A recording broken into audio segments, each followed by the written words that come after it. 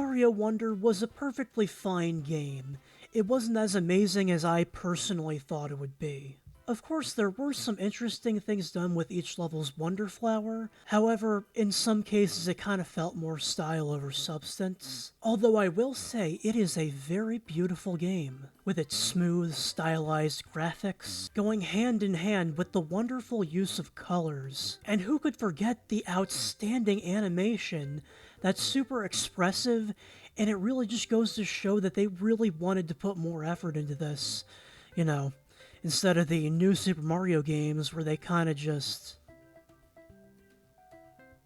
So obviously, this game was going to get a Nintendo Switch 2 edition. What I don't think most people expected, myself included, was some additional content. Mario Wonder didn't necessarily feel like it was missing out on any content.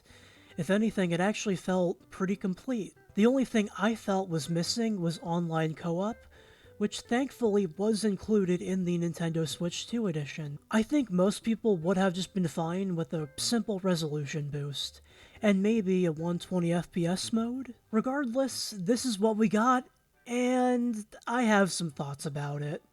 Performance-wise, Mario Wonder already ran pretty well on Switch 1 and 2. That's to be expected of a stylized 2D platformer. I think all they would have needed to do was just up the resolution to 4K in docked mode and 1080p in handheld.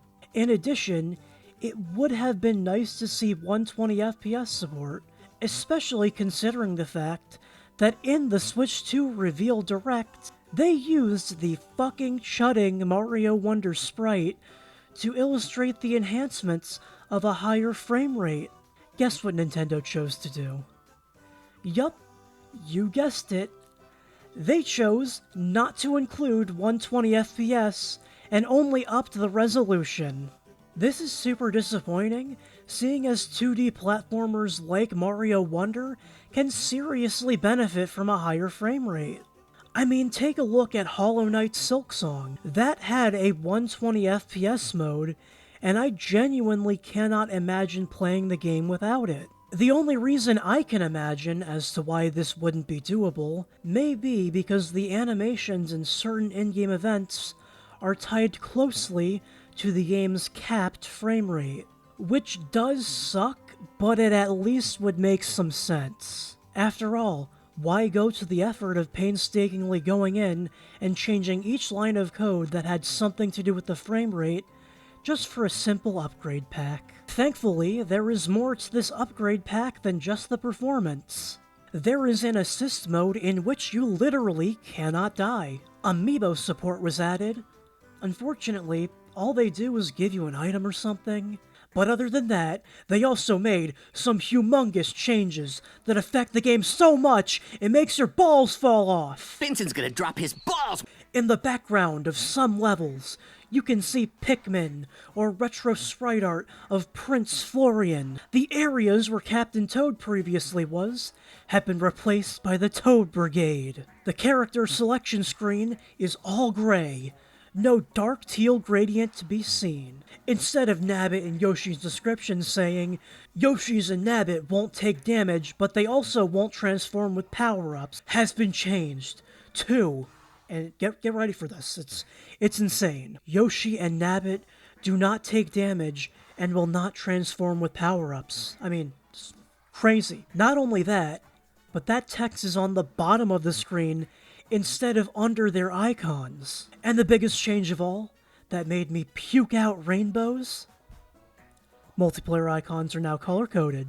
Oh, yeah, and the game now has an official Polish and Thai translation. I'm obviously exaggerating a bit here, but it is interesting that they made all these minor changes that the average person wouldn't notice or even really care about, unless you're Polish or Thai. It kinda reminds me of the Mario 64 Shindo edition. On the topic of substantial new content, there's a healthy amount, but it's worth asking if that content is actually good. There are some new playable characters. Unfortunately, they're mostly co-op focused.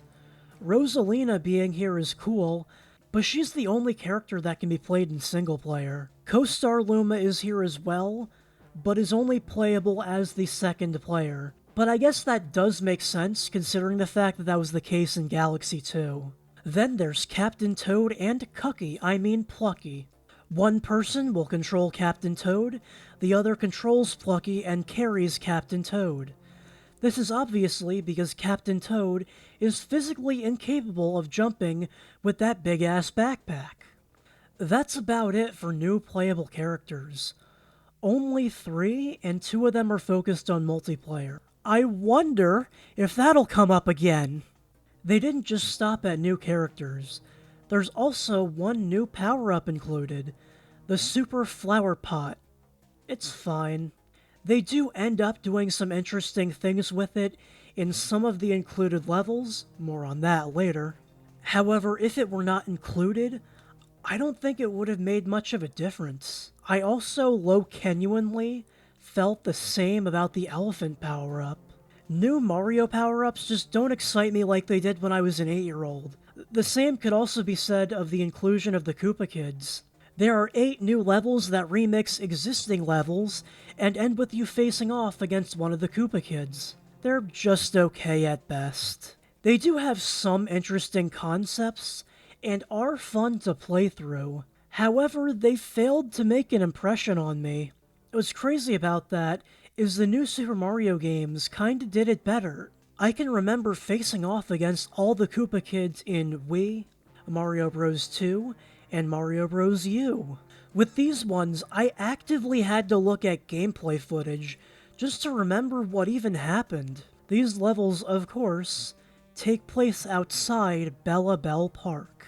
The main appeal of this DLC pack is the multiplayer-focused Bella Bell Park. There are many things to do here, but they all feel very samey. There are literally several different modes based on the exciting gimmick of collecting shit. Hell, there's even one where you can only jump a certain amount of times. And don't even get me started on the various types of races. The only ones that I found remotely interesting were Run, Hide, Phantotag, and Build Away Donut Block Maker. Run, Hide, Phantotag, it's just hide and seek mixed with tag, but it manages to be fun enough. Build Away Donut Block Maker has you working with your friend to build a path towards the goal. Kinda similar to the multiplayer of Mario Bros. U, where the player with the gamepad could basically troll the other players by placing blocks in random spots. Except the intention here isn't to dick around, it's actually to help people out. I think they did legitimately have some good ideas here. At the same time, some of them just should have gotten the axe. Like, I think they should have just had one type of coin collecting thing, or one type of battle mode. There's just too much bloat here. If you so choose, there's an option to play all of the modes back to back. I cannot see anyone seriously wanting to try that out. I feel like it would get very old very quickly, even if you were like really drunk. Surprisingly, there is one part of the DLC that I found pretty enjoyable. Toad Brigade Training Camp is literally just a challenge mode, and yet I got way more out of it than the main multiplayer's selling point. I honestly didn't care much about the rewards from completing each one. I just do it for the satisfaction of completing something hard. It's like the Sonic Origins challenge mode, where I've played these games so many times that it gives me something different. Not much else to say here, just dumb, old-fashioned fun. Now to address the question the title poses. Should you buy Mario Wonder Switch 2 Edition? No. Fuck no. Nintendo really needs to stop adding pointless DLC to their older Switch 1 games just so they can inflate the price tag to $80. If anything, what they should be doing is giving people more options as to what they actually want. What I mean by this is having the option to pay for the performance upgrade and DLC separately or bundled in together. But they aren't going to do that. Why? Money! Am I part of the problem for buying it? Yes, I am. I didn't like how blurry the game looked in handheld, so I bought the DLC pack specifically for the resolution boost. I would have liked to have an option to pay for just that, instead of having to buy DLC I don't give a fucking shit about. Same goes for the Switch 2 edition of Kirby and the Forgotten Land. I literally just wanted to play the game at 1080p 60fps, but no, I was forced to also get DLC that I won't play. It's increasingly frustrating, but it's not super surprising considering the direction Nintendo's been going recently. Mario Wonder Switch 2 edition plus Meetup in Bellabelle Park. Out.